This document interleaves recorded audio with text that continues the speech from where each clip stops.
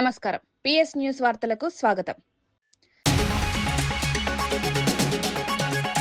Telangana AI ఆవిష్కరణలకు కేంద్రమన్న మంత్రి, Hyderabad global tech hub దిశగా అడుగులు, స్టార్టప్లకు పబ్లిక్ ప్రైవేట్ భాగస్వామ్యం, సాంకేతికత రంగంలో ముందంజ లక్ష్యమన్న ప్రభుత్వం. తిరుమల లడ్డూ వివాదంపై అనిత ఘాటు ఆరోపణ, 250 కోట్ల కుంభకోణం జరిగిందన్న మంత్రి, టెండర్ నిబంధనల ఉల్లంఘన ఆరోపణలు, లడ్డూ పవిత్రత కాపాడడం బాధ్యత అని స్పష్టం. అమరావతిలో భూ కేటాయింపులపై సమీక్ష, మంత్రివర్గ ఉపసంఘం కీలక సమావేశం, ప్రపంచ స్థాయి సంస్థల ఆహ్వానంపై చర్చ, రాజధాని అభివృద్ధి వేగవంతం లక్ష్యమన్న ప్రభుత్వం.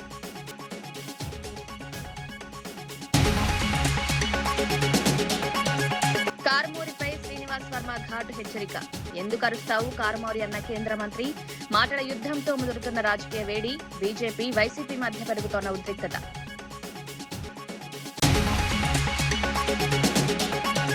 కాంగ్రెస్ బీఆర్ఎస్ కలయిక అన్న బండి సంజయ్, కరీంనగర్ ఎన్నికల్లో కుట్రల ఆరోపణ, బ్లాంక్ చెక్ల ఆఫర్లపై సంచలన వ్యాఖ్య, ప్రజా తీర్పే తుది తీర్పన్న బీజేపీ నేత.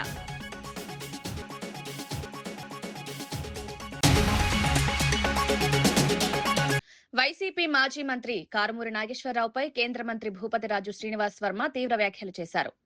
ఎందుకు అరుస్తావు కారుమూరి అంటూ నేరుగా హెచ్చరించారు. తన దగ్గర అరుపులు కేకలు ఉండవని, నొప్పి తెలియకుండా పొడి చేయగలనని చేసిన వ్యాఖ్యలు రాజకీయ వర్గాల్లో చర్చనీయాంశమయ్యాయి. నోరు అదుపులో పెట్టుకుని మాట్లాడాలని సూచించారు. ఈ వ్యాఖ్యలు ఉద్రిక్తతను పెంచాయి. రాజకీయాల్లో వ్యక్తిగత దూషణలు సరికాదని పలువురు అభిప్రాయపడుతున్నారు. బీజేపీ వైసీపీ మధ్య మాటల యుద్ధం మరింత ముదిరే సూచనలు కనిపిస్తున్నాయి.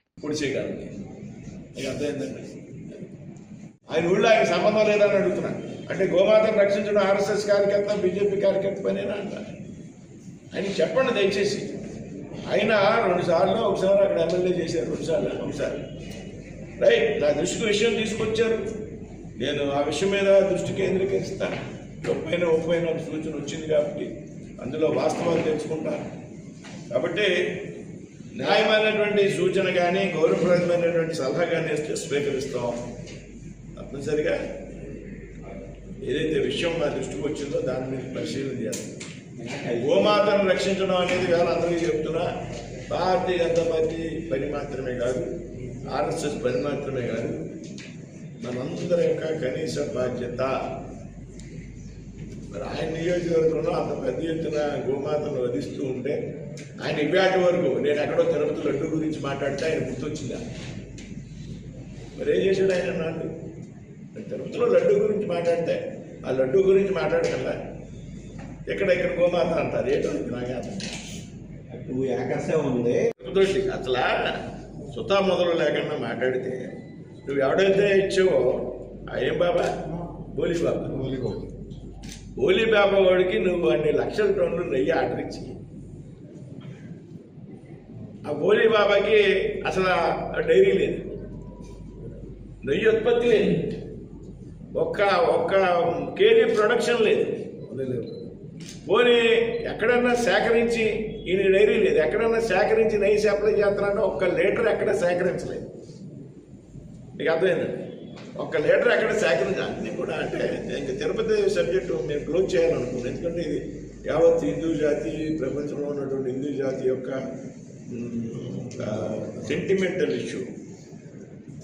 లేకుండా ఇచ్చి ఎక్కడో తిరుగుతున్నట్టులో కత్తి తెచ్చుకున్నమాట వాస్తవం. మనం చెప్పలే, చంద్రబాబు నాయుడు గారు చెప్పలే. ఏదైతే NDD national dairy development corporation ఉంటుందో ఎన్డీడీబీ వాళ్ళు పరిశీలన చేసి ఇందులో నెయ్యి లేదు, కత్తి ఉంది అని చెప్పారు. నేను చెప్పడం కాదు, ఆయన ఏం చెప్తున్నారు? టీటీడీ చైర్మన్గా పనిచేసిన ఆయన సుబ్బారెడ్డి గారు ఏం చెప్తున్నారు? కల్తీ లేదని చెప్పారా? జంతుకో పదార్థాలు కలవలేదు, ఇంకో రకమైన కల్తీ జరిగిందని చెప్పారు. కల్తీ జరిగిందనేది ఒప్పుకుంటున్నాను.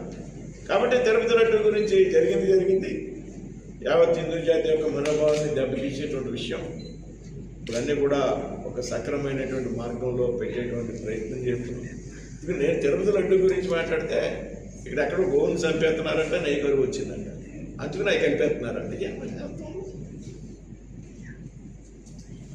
వైఎస్ వివేకానందరెడ్డి హత్య కేసులో మరో కీలక పరిణామం చోటు చేసుకుంది. ఆయన కుమార్తె సునీతారెడ్డి పులివెందుల యురేనియం సంస్థ జనరల్ మేనేజర్ ను కలిసి A6 ముద్దాయి గజ్జల ఉదయ్ కుమార్ రెడ్డిపై ఫిర్యాదు చేశారు. 495 రోజులుగా విధులకు హాజరు కాకపోయినా ఎందుకు చర్యలు తీసుకోలేదని ప్రశ్నించారు. ప్రభుత్వ ఉద్యోగి ఇంతకాలం గైర్హాజరైతే బాధ్యత ఎవరిదని వివరణ కోరారు. కేసులో న్యాయం జరగాలని, నిందితులపై కఠిన చర్యలు తీసుకోవాలని ఆమె డిమాండ్ చేశారు. ఈ ఫిర్యాదు కేసుకు కొత్త మలుపు తిప్పే అవకాశం ఉందని రాజకీయ వర్గాలు భావిస్తున్నాయి. 14th April 2023 ఆయన బెయిల్ మీద బయటకు వచ్చింది 21st August 2024. మొత్తం సంవత్సరం 4 నెలలు 7 రోజులు అంటే 495 రోజులు జైల్లో ఉండి బయటకు వచ్చారు. ఈ 495 రోజులు ఆబ్వియస్లీ వర్క్ రాలేదు, కానీ ఆ టైంలో ఏ యాక్షన్ తీసుకోలేదు. ఎవరైనా మామూలుగా ఏ కంపెనీలో అయినా కానీ ఒక 4 రోజులు చెప్పా పెట్టకుండా పోతే నోటీస్ అనేది సర్వ్ చేస్తాం. 4 రోజులు రాకపోతే మళ్ళీ నోటీస్ సర్వ్ చేసి డిస్మిస్ చేయడము, సస్పెన్షన్ చేయడము ఏదో ఒకటి ఉండాలి. ఇక్కడ 495 రోజులు వర్క్ రాకుండా, ఏ నోటీస్ ఇవ్వకుండా వర్క్ రాకుండా ఉంటే ఏం నోటీస్ లేవు, సస్పెన్షన్ లేదు, ఏం యాక్షన్ లేదు. రాదర్ యాక్చువల్గా రిమాండ్ పోతే కంపల్సరీ వాళ్ళకు మరి అదే చెప్తున్నారు, రిమాండ్ తీసుకున్నారు, మళ్ళీ తర్వాత ఛార్జ్ షీట్ లో పేరు పెట్టారు, కానీ ఏ యాక్షన్ UCIL తరపు నుంచి జరగలేదు. అదే కాకుండా మళ్ళీ ఇప్పుడు బయటకు వచ్చాక మళ్ళీ వర్క్ లో జాయిన్ అవ్వడానికి రిక్వెస్ట్ పెట్టారు. అది మళ్ళీ కోర్టుకు కూడా తీసుకెళ్లారు. బట్ ఎనీవేస్ ఇప్పుడు సస్పెన్షన్ మీద ఉన్నారు, మళ్ళీ రీఇన్స్టేట్ చేస్తారేమో అని చెప్పేసి నేను మళ్ళీ ఒకసారి CMD గారికి కలిసి ఎందుకు 495 days అన్ఆథరైజ్డ్ లీవా ఏంటిది, అప్పుడు ఎందుకు యాక్షన్ తీసుకోలేదు? అప్పుడు యాక్షన్ తీసుకుని ఉంటే ఇప్పుడు ఈ పరిస్థితి వచ్చిండేది కాదు కదా. అప్పుడు యాక్షన్ తీసుకోలేదు, మళ్ళీ ఇప్పుడు రీఇన్స్టేట్ చేస్తారా ఏంటి అన్నది కనుక్కునేదానికి వచ్చాను. Because it's public sector unit. Public sector unit లో ఒక పాలసీ అంటూ ఉంటది. పాలసీ లేకుండా ఎవరి పాటికి వాళ్ళు రాకుండా పోతే వర్క్ కి అది ఎట్లా, that is not right in even due process లో. సో దాని గురించి ఎంక్వైరీ చేయడానికి వచ్చాను. సంచలన. సో ఇప్పుడైతే నాకు నేను అడిగాను, నాకైతే ఆన్సర్ చెప్పలేదు. ఇది సబ్జుడిస్ ఉంది కాబట్టి నేను మీకు ఏమి చెప్పలేము అని నేను చెప్పిండేది విన్నారు, అంతవరకే. నాకైతే ఏమీ చెప్పలేదు, అది లీగల్ టీమ్ చూసుకుంటుంది, they will take care of it అని చెప్పారు. అడుగుతున్నాను ఎందుకంటే ఇది public sector unit. Public sector unit లో ఇన్ని రోజులు ఒక ఎంప్లాయీ రాకుండా ఉంటే ఏ యాక్షన్ తీసుకోకుండా ఎందుకు ఉన్నారు? That is the biggest question. Forget murder or anything else. ఒక పబ్లిక్ సెక్టర్ యూనిట్ లో close to 500 days without coming to work. ఆ జాబ్ ఎట్లా ప్రిజర్వ్ చేశారు? డిస్మిస్ చేయకుండా ఎట్లా ఆపారు? It's not a long leave. So that is my question. So that means someone అట్లా చేశారంటే ఎక్కడో ఒక చోట ఏమో జరిగిండాలి. Some influence somewhere has happened. What has happened? ఆ ఎంక్వైరీ చేయాలి కదా. That is my question. Charge sheet లో A6 వచ్చేసి గజ్జల ఉదయ్ కుమార్ రెడ్డి. ప్రముఖ సినీ రచయిత విజయేంద్ర ప్రసాద్ అంటరానితనం వంటి చారిత్రక అన్యాయాలపై భావోద్వేగ వ్యాఖ్యలు చేశారు. తమ పూర్వీకులు దారుణాలకు పాల్పడ్డారని, ఆ విషయాలు తలుచుకుంటే సిగ్గుగా ఉందన్నారు. వారి రక్తమే తనలో ప్రవహిస్తోందని, వారి ఆస్తులను తానే అనుభవిస్తున్నానని చెప్పారు. అందుకే ఆ పాపాల్లో తాను భాగస్వామినేనని భావిస్తున్నానని పేర్కొన్నారు. తన పూర్వీకుల తరపున సమాజానికి తలవంచి క్షమాపణలు కోరారు. ఈ వ్యాఖ్యలు సామాజిక మాధ్యమాల్లో వైరల్ అయ్యాయి. చారిత్రక తప్పులపై ఆత్మపరిశీలన అవసరమని పలువురు అభిప్రాయపడుతున్నారు. నా క్లాస్మేట్ పేరు దుద్దే జాన్ ఫ్రెడరిక్ సుందర్రావు. మాల అబ్బాయి, నాతోనూ నాకన్నా కొంచెం సమానంగా బాగా చదివాడు కుర్రాడు. ఇద్దరు SSC పాస్ అయిన తర్వాత లైలా కాలేజీలో చేరాము. మా నాన్నగారు అబ్బాయికి ఆర్థిక సహాయం చేశారు. ఆ రూమ్ బయటగా పెట్టారు. అంటే మా నాన్నగారు పరమేశ్వరం లేదు. నాకు తెలిసి ఎప్పుడు నేను తప్పు చేయలేదు. కానీ నా తాతలు ముత్తాతలు వాళ్ళు నోటితో చెప్పలేనటువంటి భయంకరమైన ఘోరాలు చేశారు పరమవిచ్చతతో. నోటితో కూడా అది తలుచుకున్నప్పుడు నా మనసు సిగ్గుతోటి అవమానంతో కుంగిపోతూ ఉంటుంది. ఇన్ని తప్పులు చేశారా ఆ వంశంలో పుట్టేనా? But I own it. అయ్యే జీన్స్ నాకు ఉన్నాయి, వాళ్ళ ఆస్తులు నేను అనుభవిస్తున్నాను, ఆ పాపంలో కూడా నేను భాగస్వామిని. సో దాని గురించి మీ అందరి ముందు తల వంచి వినయంగా నమస్కరిస్తున్నాను. క్షమించండి క్షమించండి క్షమించండి క్షమించండి క్షమించండి క్షమించండి. Thank you. మున్సిపల్ ఎన్నికల్లో బీజేపీకి వ్యతిరేకంగా కాంగ్రెస్ బీఆర్ఎస్ కలిసి పనిచేశాయని బండి సంజయ్ ఆరోపించారు. కరీంనగర్ కార్పొరేషన్ సీఎం స్థాయి వ్యక్తులు కుట్రలు చేశారని విమర్శించారు. సభ్యులకు బ్లాంక్ చెక్కులు, కార్లు ఆఫర్ చేశారని పేర్కొన్నారు.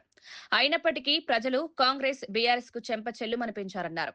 ఎన్నికల్లో అవినీతి, దుర్వినియోగం జరిగిందని ఆరోపించారు. ప్రజల తీర్పే తుది తీర్పని పేర్కొన్నారు. మేయర్ వాళ్లకు, డిప్యూటీ మేయర్ వీళ్ళకని చెప్పి ఒప్పందాలు కుదుర్చుకున్న సందర్భంలో బీఆర్ఎస్ పార్టీ అగ్రనాయకత్వం చెంప చెల్లుమనే విధంగా బీఆర్ఎస్ పార్టీ కార్పొరేటర్లు స్వతగా నిర్ణయించుకున్నారు. బీఆర్ఎస్ పార్టీ అగ్రనాయకత్వం బీఆర్ఎస్ పార్టీ మీటింగ్లో మనం కాంగ్రెస్తో కలిసిపోతున్నాం, ఇది హైకమాండ్ నిర్ణయం, మీరందరూ కాంగ్రెస్ పార్టీకి ఓటే అని చెప్పి బీఆర్ఎస్ పార్టీ నాయకులు బీఆర్ఎస్ పార్టీ కార్పొరేటర్లకు చెప్తున్న సందర్భంలో బీఆర్ఎస్ పార్టీ కార్పొరేటర్లు దాన్ని తిరస్కరించి మాకు భారతీయ జనతా పార్టీ ముఖ్యము, ప్రజలు భారతీయ జనతా పార్టీని ఆశీర్వదించారు, ప్రజాస్వామ్యంలో అటువంటి పార్టీని మనం ప్రోత్సహించాలి, ప్రజా తీర్పును వ్యతిరేకించే పరిస్థితి లేదు, ప్రజలు తిరగబడతారని చెప్పి వారిని ధిక్కరించి వాళ్ళే స్వచ్ఛందంగా నీతిగా నిజాయితీగా వారి మా దగ్గరకు వచ్చి మాకు బీఆర్ఎస్ పార్టీతో సంబంధం లేదు, ఆధినాయకత్వంతో సంబంధం లేదు, మేమే మీకు అవసరం వస్తే మేము సపోర్ట్ చేస్తామని చెప్పి వారు ముందుకు వచ్చారు. కేసీఆర్ పై కడియం శ్రీహరి తీవ్ర వ్యాఖ్యలు చేశారు. దేశానికి మహాత్ముడు ఒక్కడే జాతిపిత అని అన్నారు. జాతిపిత అని చెప్పుకుంటున్న కేసీఆర్ ప్రజల్లోకి ఎందుకు రావడం లేదని ప్రశ్నించారు. అసెంబ్లీలో ప్రజా సమస్యలపై ఎందుకు మాట్లాడడం లేదని విమర్శించారు. అవినీతి ఆరోపణలు ఎదుర్కొంటూ జాతిపితగా చెప్పుకోవడం సిగ్గుచేటన్నారు. చట్టపరమైన చర్యలు తీసుకుంటే తెలంగాణను అవమానిస్తున్నారని మాట్లాడడం సరికాదన్నారు. భారతదేశానికి జాతిపిత ఒక్కరే, ఆయన మహాత్మా గాంధీ గారు. ఆ జాతిపితను అవమానపరిచే విధంగా వీడియో కూడా కొత్తగా జాతిపిత అని పేరు పెట్టుకుని వస్తే మీరే అనుకుంటే ప్రజలు దాన్ని అంగీకరించాలి కదా. జాతిపిత ఆడబడుతున్నాడు, మరి జాతిపిత ఎక్కడ ఉంటాడు? జాతిపిత ప్రజల్లోకి ఎందుకు రావడం లేదు? ప్రజా సమస్యల పైన ప్రభుత్వాన్ని అసెంబ్లీలో ఎందుకు నిలదీయడం లేదు? చెప్పుకోవడానికి సిగ్గుండాలి కాస్తంత.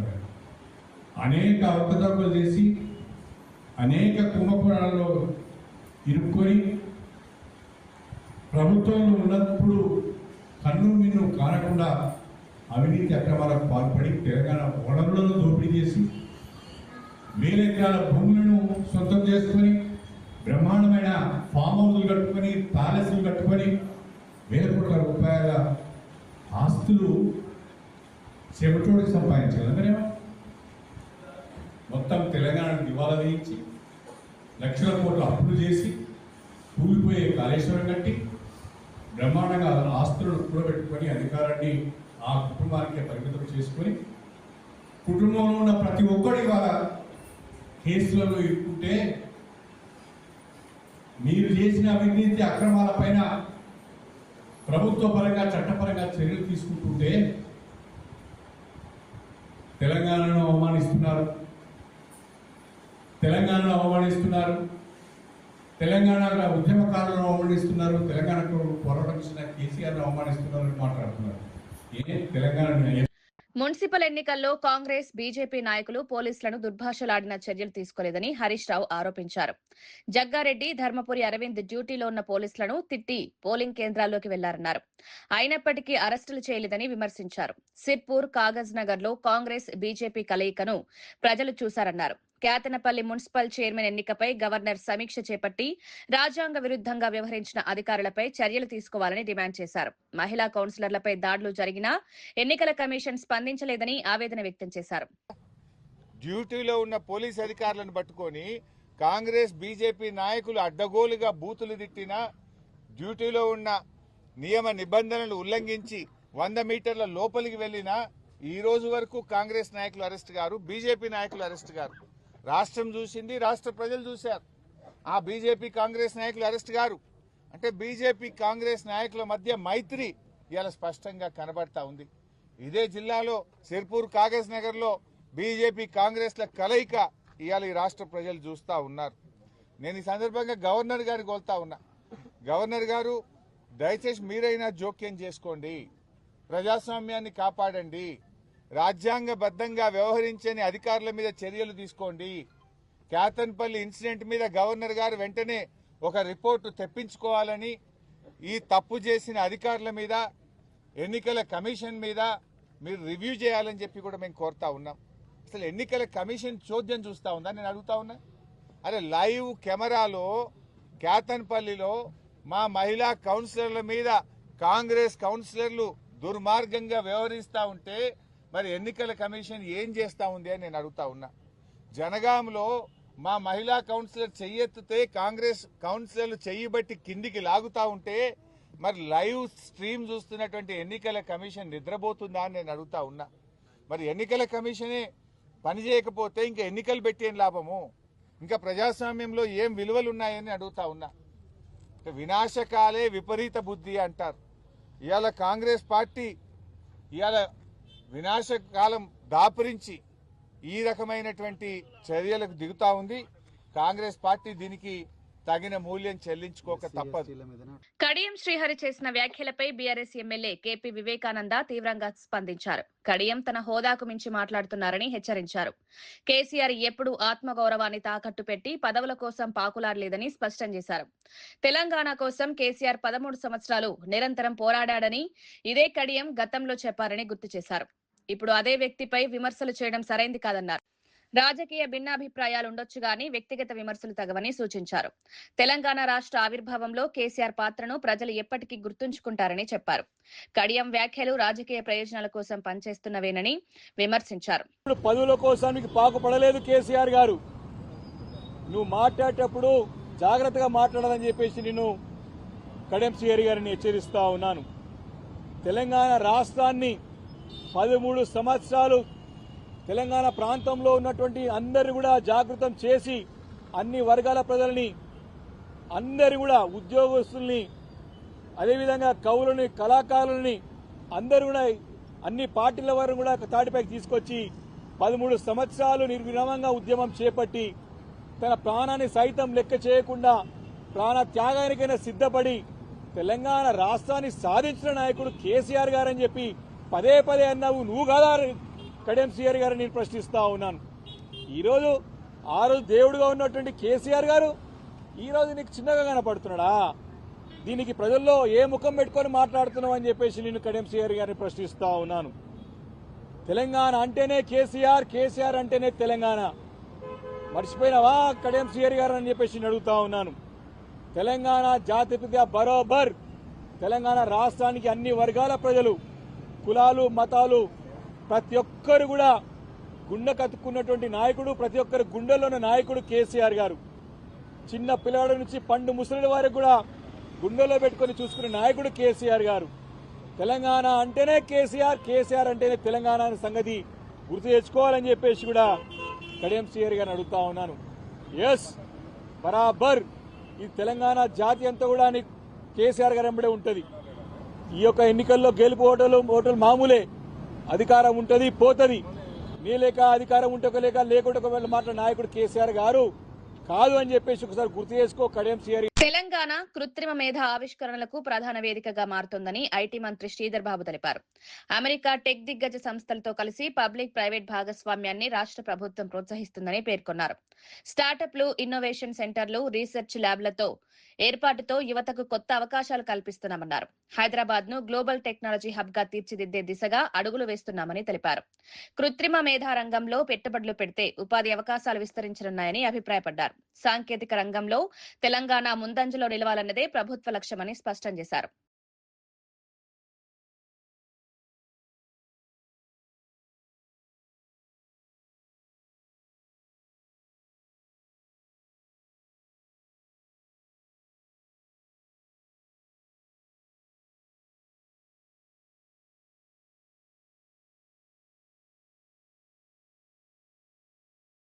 క్వాంటమ్ కంప్యూటింగ్, ఏఐ టెక్నాలజీలు భవిష్యత్తులో కీలక పాత్ర పోషిస్తాయని గవర్నర్ జిష్ణుదేవ్ వర్మ పేర్కొన్నారు. ఉస్మానియా విశ్వవిద్యాలయంలో జరిగిన వైస్ ఛాన్సలర్ సమావేశంలో మాట్లాడుతూ సాంకేతిక పరిజ్ఞానం విద్యారంగంలో విప్లవాత్మక మార్పులు తెస్తుందన్నారు. పరిశోధన, ఆవిష్కరణలకు విశ్వవిద్యాలయాలు కేంద్రాలుగా మారాలని సూచించారు. విద్యార్థులు సాంకేతిక నైపుణ్యాలను పెంపొందించుకోవాలని పిలుపునిచ్చారు. క్వాంటమ్, ఏఐ రంగాల్లో భారత్కు విశాల అవకాశాలు ఉన్నాయని అభిప్రాయపడ్డారు. భవిష్యత్ ఉద్యోగ మార్కెట్లో ఈ రంగాలు కీలకమవుతాయని చెప్పారు.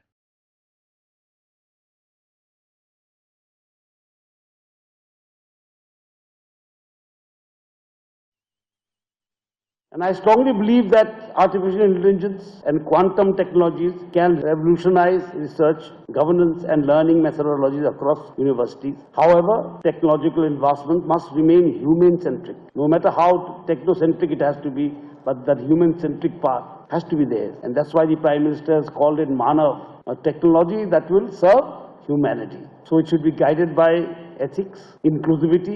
Recognize that the landscape of higher education is undergoing unprecedented transformation. Artificial intelligence is no longer confined to academic publications or research laboratories. It is becoming the Kavitha Jagruthi party స్థాపిస్తే బీఆర్ఎస్ఏ భూస్థాపితమవుతుందని బీజేపీ రాష్ట్ర అధ్యక్షుడు రామచంద్రరావు వ్యాఖ్యానించారు. ఏ పార్టీ ఆమెను ఓడించిందో మర్చిపోయినట్లున్నారని ఎద్దేవా చేశారు. రాజకీయంగా కొత్త పార్టీలు వస్తే ఓటర్లలో గందరగోళం సృష్టించవచ్చన్నారు. బీఆర్ఎస్ ఇప్పటికే ప్రజల విశ్వాసం కోల్పోయిందని విమర్శించారు. తెలంగాణ రాజకీయాల్లో బీజేపీనే ప్రత్యామ్నాయ శక్తిగా ఎదుగుతోందని స్పష్టం చేశారు. ప్రజలు మార్పు కోరుకుంటున్నారని, భవిష్యత్తు బీజేపీదేనని ధీమా వ్యక్తం చేశారు. ఆమె జాగృతి స్థాపిస్తే బీఆర్ఎస్ భూస్థాపితం అవుతుందనేది అనబోయి బీజేపీ అన్నట్టుంది. ఎందుకంటే వాళ్ళ పార్టీ కదా అది. ఆమె మర్చిపోయి పొరపడిన స్లిప్ ఆఫ్ ది టంగ్ అంటుంటాం మనం. ఆమెతోని బీఆర్ఎస్ భూస్థాపితం కాకుండా చూసుకోమని చెప్పండి చాలు. ఈరోజు ఆమె ఏ పార్టీతో ఓడిపోయింది అది గుర్తుపెట్టుకోమని చెప్పాలి. ఆ ఓడించిన వ్యక్తి ఇక్కడే ఉండు కదా.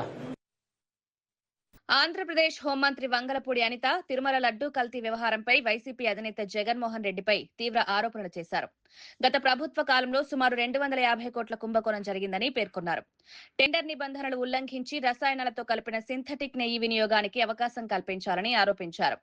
ఈ అంశంపై పూర్తిస్థాయి చర్చకు ప్రభుత్వం సిద్ధంగా ఉందని స్పష్టం చేశారు. ప్రభుత్వ నిధులు వినియోగించలేదని ఆమె స్పష్టం చేశారు. లడ్డూ ప్రసాదం విశ్వాసానికి ప్రతీక అని, దాని పవిత్రతను కాపాడడం ప్రభుత్వ బాధ్యత అని పేర్కొన్నారు. నిజాలు వెలుగులోకి తీసుకురావడానికి సమగ్ర దర్యాప్తు జరుగుతోందని హోంమంత్రి తెలిపారు. అంటే ఈ రోజు నేను మళ్ళీ చెప్తున్నా, కల్తీ జరిగింది, అందులో రసాయనాల ముద్ద ఉంది, చాలా క్లియర్గా తేటతెల్లమైంది. 250 కోట్లు స్కామ్ జరిగింది. దాని గురించి మాట్లాడంటే లోకేష్ గారు ఎందుకు ఎక్కడికి క్రికెట్ మ్యాచ్కి వెళ్ళాలి, గవర్నమెంట్ సొమ్ము. ఆయన నిన్ననే చాలా క్లియర్గా అనకూడదు కానీ గట్టిగా దవడ మీద కొట్టినట్టుగా నిన్న సమాధానం చెప్పే ట్వీట్లు. ఆయన ఫ్లైట్ టికెట్ ఆయన కొనుక్కొని, ఆయన మ్యాచ్ టికెట్ ఆయన కొనుక్కొని, ఆదివారం పూట ఆయన మ్యాచ్ చూసుకొని, next day morning bill gates లాంటి ఒక ప్రపంచ స్థాయి వ్యక్తి ఆంధ్రప్రదేశ్కి వస్తే ఇక్కడికి మళ్ళీ ఎగైన్ ఆయన వచ్చే టైం కల్లా ఆయన దిగి ఎయిర్పోర్ట్లో ఆయన రిసీవ్ చేసుకొని ఎగైన్ ఆర్టీజీఎస్కి తీసుకొచ్చి ఇక్కడ జరుగుతున్న ఇన్నోవేషన్స్ అన్నీ ఎక్స్ప్లెయిన్ చేసి ఎగైన్ ఆయనతో పాటు ఉండి తర్వాత ఆయన ఢిల్లీ ప్రయాణంకి వెళ్ళారంటే ఒకసారి ఆలోచించు. నీకన్నా చిన్నోడు ఈరోజు యువ నాయకుడిగా అంత పేరు తెచ్చుకుంటా ఉంటే నువ్వు వీలైతే చూసి నేర్చుకో. దేనికి నీకు ఆ జలస్? తిరిగి అతని మీద బురద చల్లుతావు. నీకులాగా గవర్నమెంట్ ఇప్పుడు హిందూపురం ఎమ్మెల్యే నందమూరి బాలకృష్ణ శ్రీ సత్యసాయి జిల్లాలో విస్తృత పర్యటన నిర్వహించారు. ఈ సందర్భంగా 8 కోట్ల రూపాయల వ్యయంతో నిర్మించనున్న సిల్క్ కోకోన్ మార్కెట్ భవనానికి శంకుస్థాపన చేశారు. ఈ ప్రాంతంలో పట్టు పరిశ్రమ అభివృద్ధికి ఎన్టీఆర్ చేసిన కృషిని బాలకృష్ణ గుర్తు చేశారు. తెలుగు సిల్క్ ఉత్పత్తులకు ప్రపంచవ్యాప్త గుర్తింపు తీసుకురావడానికి కృషి చేస్తున్నామని తెలిపారు. స్థానిక సిల్క్ రైతులు, లీడర్లకు బకాయిలుగా ఉన్న 80 కోట్లు త్వరగా చెల్లించేందుకు సీఎం చంద్రబాబుతో మాట్లాడతారని హామీ ఇచ్చారు. మార్కెట్ నిర్మాణం పూర్తయితే రైతులకు మెరుగైన ధరలు, సౌకర్యాలు లభిస్తాయని పేర్కొన్నారు. స్థానిక పరిశ్రమలకు ప్రోత్సాహం అందించడమే లక్ష్యమన్నారు. నిర్మించారంటే మరి అప్పుడు ఆయన ఎవరు అనుకోలేదు ఇక్కడికి బెంగళూరు ఇంటర్నేషనల్ ఎయిర్పోర్ట్ వస్తుందని, దగ్గరలో ఉంటుందని. అలాంటిది ఆయన అప్పుడే ముందు చూపుతో ఆయన ఆనాడు పారిశ్రామికవాడు నిర్మించడం. మరి ఇవాళ హిందూపురం అందరి దృష్టి కూడా హిందూపురం మీదే ఉంది. మన సీఎం గారి దృష్టి కూడా హిందూపురం మీదే ఉంది. మన నేను వెళ్ళి ఆయనతో మాట్లాడడం జరిగింది అసెంబ్లీలో. ఇక ముందు హిందూపురం అభివృద్ధి గురించి ఏమి చేయాలనేది ఒక రోడ్ మ్యాప్ వేసుకోవడం జరిగింది. అలాగే ఇక్కడ హిందూపురం రైతులు ఎవరైతే ఈ ఆంధ్ర రాష్ట్ర ఆర్థిక సౌధానికి మూల స్తంభాలుగా ఉన్నారో వాళ్ళ అభివృద్ధిని వాళ్ళని పటిష్ట చేయడానికి మన ఆంధ్ర రాష్ట్ర ప్రభుత్వం ఎంతో కృషి చేస్తుందని మీ అందరికీ తెలియజేసుకుంటున్నాను. అలాగే ఆ సందర్భంగానే మరి ఇవాళ రైతుకి ఇవాళ అన్నదాత సుఖీభవ లేకపోతే పిఎం కిసాన్ అంటే మన ఈ స్కీమ్స్ కింద మరి ప్రతి రైతుకి సంవత్సరానికి 80,000 రూపాయలు ఇవ్వడం జరుగుతుంది. అలాగే మన బడ్జెట్ కూడా 6,600 కోట్ల రూపాయలు దీనికోసం ప్రత్యేకంగా కేటాయించడం జరిగింది. హెచ్ఎన్ఎస్ఎస్ నుంచి ఈ సంవత్సరం ఇప్పటి వరకు ఇంతకు ముందు కూడా కనివిని ఎరుగని రీతిలో 40 టీఎంసీ నీళ్లు ఇవ్వడం జరిగింది. ఒక ఏదైతే రెస్ట్ రూమ్స్ వచ్చిన వాళ్ళు ఊరికే ఎండ వానల్లో అట్లా కాకుండా వాళ్ళు సౌకర్యార్థం రెస్ట్ రూమ్స్ అయితేనేమి, అలాగే ఈ ఆప్షన్ ద్వారా వాళ్ళ పండించిన ఈ యొక్క పట్టుకుళ్ళకి అయితేనేమి మంచి ధర వచ్చే విధంగా ఈ మార్కెట్ కూడా స్థాపించడం జరిగింది. అప్పుడు చేసేటప్పుడు కూడా మన ఈ ఏదైతే ఇప్పుడు ఈ యొక్క ఏదైతే ఈ బాధపడిపోయిందో భవనం దీన్ని పునరుద్ధరించడం కోసం కొత్త భవనం నిర్మించడం కోసం మన సమగ్ర సిల్క్ ద్వారా 4 కోట్ల రూపాయలు కేంద్రం నుంచి, అలాగే దాని మ్యాచింగ్గా మన ఆంధ్ర రాష్ట్రం మరొక అదనంగా 4 కోట్లు మొత్తం 8 కోట్ల రూపాయలతో ఈ యొక్క భవనాన్ని. రాజధాని ప్రాంత అభివృద్ధి ప్రాధికార సంస్థ పరిధిలో భూ కేటాయింపులపై సచివాలయంలో మంత్రివర్గ ఉపసంఘం సమావేశమైంది. అమరావతిలో పలు సంస్థలకు భూముల కేటాయింపు, ప్రపంచ స్థాయి సంస్థలను ఆహ్వానించే అంశాలపై చర్చించారు. గత ప్రభుత్వ విధానాల వల్ల ప్రారంభం కాని సంస్థలకు ఇప్పుడు క్లియరెన్స్లు ఇచ్చారని మంత్రులు తెలిపారు. అదనపు స్థలం కోరిన సంస్థల అభ్యర్థనలను కూడా పరిశీలించినట్లు చెప్పారు. అమరావతిని పెట్టుబడులకు అనుకూల కేంద్రంగా తీర్చిదిద్దే దిశగా చర్యలు తీసుకుంటున్నామని పేర్కొన్నారు. ఈ సమావేశంలో మంత్రులు నారాయణ, కేశవ్, కొల్లూరు రవీంద్ర, కందుల దుర్గేష్, గుమ్మిడి సంధ్యారాణి పాల్గొన్నారు. రాజధాని అభివృద్ధి వేగవంతం చేయడమే లక్ష్యమని ప్రభుత్వం వెల్లడించింది. నుంచి లీజ్ మోడల్ కి మనం రావడం తోటి ఇట్లా చిన్న చిన్న చేంజెస్ తోటి ఉన్నటువంటి వాటికి అడగడం జరిగింది. దాంట్లో ప్రధానంగా బ్యాంక్స్ కి సంబంధించినవి ఉన్నాయి, ప్రభుత్వానికి సంబంధించినటువంటి ఉన్నాయి. ఆ అలాట్మెంట్స్ అన్నింటినీ కూడా ఈరోజు జీవోఎం క్లియర్ చేయడం జరిగింది. అమరావతిలో ల్యాండ్స్ అలాట్మెంట్ విషయం గ్రూప్ ఆఫ్ మినిస్టర్స్ కూర్చొని డిస్కస్ చేయడం జరిగింది. 22 ఐటమ్స్ మీద యాక్చువల్గా ఈరోజు డిస్కస్ చేశారు. అందులో వచ్చి 7 న్యూ ప్రపోజల్స్, 11 ప్రపోజల్స్ కి కొద్దిగా చిన్న చేంజెస్ చేయడం జరిగింది వాళ్ళ రిక్వెస్ట్ మీద. బ్యాంక్స్ రెసిడెన్షియల్ అకామిడేషన్ కి యాక్చువల్ గా వాళ్ళు ల్యాండ్ కొంత అడిగారు, అది ఇవ్వటం జరిగింది. అదేవిధంగా ఇండియన్ మెటలాజికల్ డిపార్ట్మెంట్ వాళ్ళకి ఒక 1 acre ఇవ్వటం జరిగింది. ఈపీటీఆర్ కి 0.74 acre, కరూరా వైశ్య బ్యాంక్ కి 0.4 acre, నాబార్డ్కి ఒక 1 acre, పంజాబ్ నేషనల్ బ్యాంక్ కి 1/2 acre, అదేవిధంగా రెయిన్బో చిల్డ్రన్ హాస్పిటల్కి 2 acres ల్యాండ్స్ ని ఈరోజు ఇచ్చి, ఇంతవరకు ఇచ్చిన ల్యాండ్స్ దాని మీద ఏమేం చేశారు, ఎలా చేశారు, ఎవరు స్టార్ట్ చేశారు, ఎవరు స్టార్ట్ చేయలేదు, దాని మీద యాక్చువల్గా ఈరోజు గ్రూప్ ఆఫ్ మినిస్టర్స్ డిస్కస్ చేయడం జరిగింది. అమరావతి రాజధాని అందరికీ తెలిసిందే ఈరోజు ఎంతో వేగవంతంగా ముందుకు పోతుంది. ట్రంక్ రోడ్స్ కావచ్చు, లేఅవుట్స్ రోడ్స్ కావచ్చు, లేదా బిల్డింగ్స్ టవర్స్ కావచ్చు, అసెంబ్లీ కావచ్చు, హైకోర్టు కావచ్చు, ఎంతో వేగవంతంగా జరుగుతుంది. ఈరోజు రాష్ట్రం అంతా, దేశం అంతా మన అమరావతి గురించి ఎంతో పాజిటివ్గా మాట్లాడుతుంది. వార్తలు ముగించే ముందు ముఖ్యాంశాలు మరోసారి. తెలంగాణ ఏఐ ఆవిష్కరణలకు కేంద్రమన్న మంత్రి, హైదరాబాద్ గ్లోబల్ టెక్ హబ్ దిశగా అడుగులు, స్టార్టప్లకు పబ్లిక్ ప్రైవేట్ భాగస్వామ్యం, సాంకేతికత రంగంలో ముందంజ లక్ష్యమన్న ప్రభుత్వం. తిరుమల లడ్డూ వివాదంపై అనిత ఘాటు ఆరోపణ, 250 కోట్ల కుంభకోణం జరిగిందన్న మంత్రి, టెండర్ నిబంధనల ఉల్లంఘన ఆరోపణలు, లడ్డూ పవిత్రత కాపాడడం బాధ్యత అని స్పష్టం. అమరావతిలో భూ కేటాయింపులపై సమీక్ష, మంత్రివర్గ ఉపసంఘం కీలక సమావేశం, ప్రపంచ స్థాయి సంస్థల ఆహ్వానంపై చర్చ, రాజధాని అభివృద్ధి వేగవంతం లక్ష్యమన్న ప్రభుత్వం.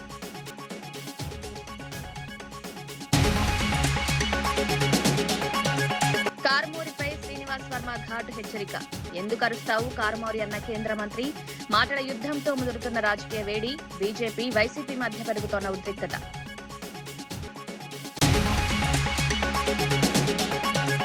కాంగ్రెస్ బీఆర్ఎస్ కలయిక అన్న బండి సంజయ్, కరీంనగర్ ఎన్నికల్లో కుట్రల ఆరోపణ, బ్లాంక్ చెక్ల ఆఫర్లపై సంచలన వ్యాఖ్య, ప్రజా తీర్పే తుది తీర్పన్న బీజేపీ నేత.